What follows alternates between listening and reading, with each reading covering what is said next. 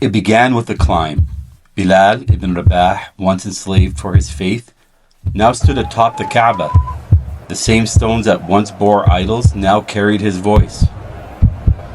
Beneath him stood a city that once silenced him. Eyes lifted, hearts beating, and then his voice broke through the silence.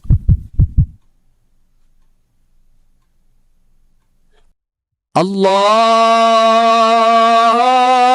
Akbar.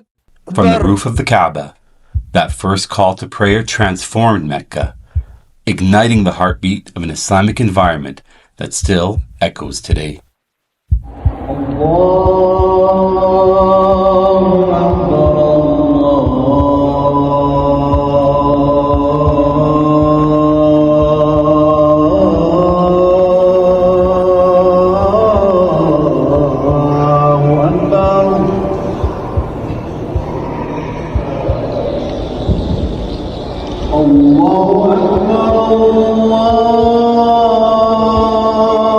And that same call still lives at the Edmonton Islamic Academy. Each time it echoes through our halls, it reminds us this is sacred ground. The Adthan revives our Islamic environment each and every day. When the Adthan sounds, it's not calling us away from learning, it's calling us to deepen it. It's a rhythm that bridges the classroom to the masjid and the school to the home. The Adthan isn't our topic, it is our metaphor. It represents the heartbeat of our school's Islamic environment. A reminder that every Allahu Akbar asks, do my action match my words? Exactly. It's a call to integrity, to modesty, responsibility, and consistency. It is a call to success. Hayya ala al-falah. Every teacher, every parent, every student stands within that echo. Every rhythm in an Islamic school begins with its teachers. They aren't just instructors, they are the murabbi, cultivators of hearts. Their influence goes far beyond the lesson plan. It's in the way they greet each child with a warm Assalamu alaikum. It's in the patience they show when a lesson falls apart. It's in the mercy they use to correct a mistake without breaking a spirit. We sound it out together, see? Start with this. Good. Now write it the same way, right on this line. Okay, mashallah, that's neat work. Ready for the next one? Yes. A murabbi doesn't just teach a subject. They shape an ethos. In a school, ethos is what people feel before anyone speaks. The atmosphere is shaped by behavior, tone, and shared values. Ethos means the spirit or moral character of a place. It's what people feel when they walk into a room before anyone even speaks. The teacher's presence is the lesson. Students study their teacher's dress, language, and consistency long before they study the textbook. Every action, every gesture says this is adab in motion.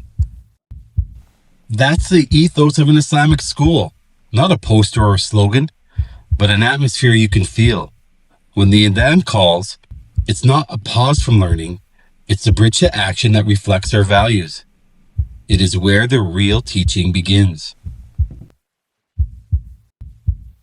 But the Islamic environment is not simply established by staff alone. It takes a village, and that includes moms and dads. We see it every day. A mother and daughter arrive, both carrying themselves with the grace of modesty. The daughter in her uniform, the mother reflecting that same standard. There is harmony. Then we see another daughter, dressed in her school uniform, walk in beside her mother who is dressed in a way that contradicts the very lessons of modesty we teach in class.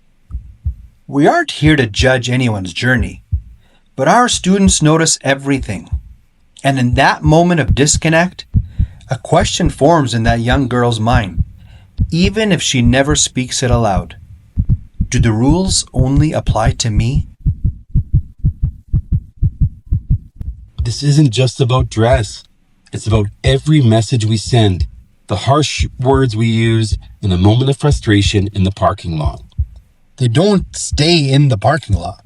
That language leaks into our school. We hear its echoes in the hallways between classes, and we see its impact on the playground during recess. What begins at home inevitably becomes part of the atmosphere for everyone. What kind of language does your child hear at home? How do you react when bad language comes on the TV screen? Is it normalized? Do the family interactions at home reflect the Islamic environment you expect at school? This alignment between home and school is integral for Islamic education to work. The ethos we build in classrooms should bridge to the home. Home is the first Islamic school, and parents are the first teachers. When families model respect and modesty, the rhythm we begin in school continues naturally at home and vice versa. That's when Islam stops being something students study and becomes something they live. We're dads too. We get stuck in traffic. We run late. We know how hard that could be, especially at the end of the day. After school pickup tests everyone's patience. It's cold, the parking lot is packed, people are tired, hungry, in a rush. We see cars double parked, illegal U-turns, rules forgotten, even by those who know them well. Cars lined up, and teachers and volunteers assisting families come and go in freezing temperatures, and our students watch it all. Those moments matter. They reveal what adab truly looks like, not when it's easy, but when it's tested.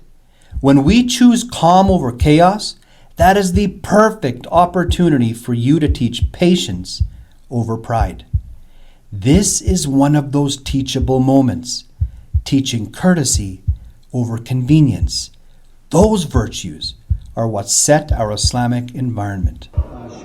That parking lot, it's part of our hidden curriculum. Our reactions there reveal what we value. Patience is dhikr. Gratitude is leadership.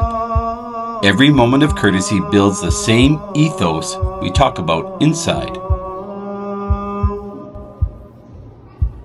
When parents roll down the window and greet a volunteer with kindness, that's da'wah. That's tarbiyah. That's Islam in motion. You are teaching your child at that moment. And look at what lesson they are taking from you. Every one of our students at our academy graduates grade 12 and continues to post-secondary. But the real success isn't just the acceptance letter. It's the character that travels with them. And universities see it too. They now call us, not just locally, but from around the world, actively recruiting our graduates. Because behind each achievement stands a teacher who was a murabbi and a parent who carried the ethos home.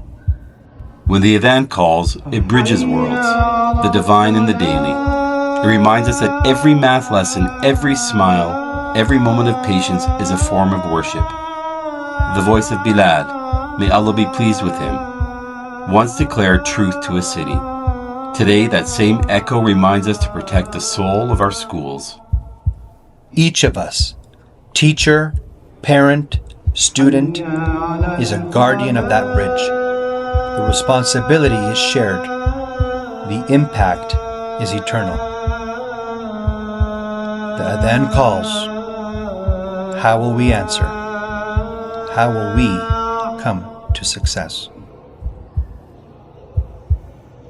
حي على الفلاح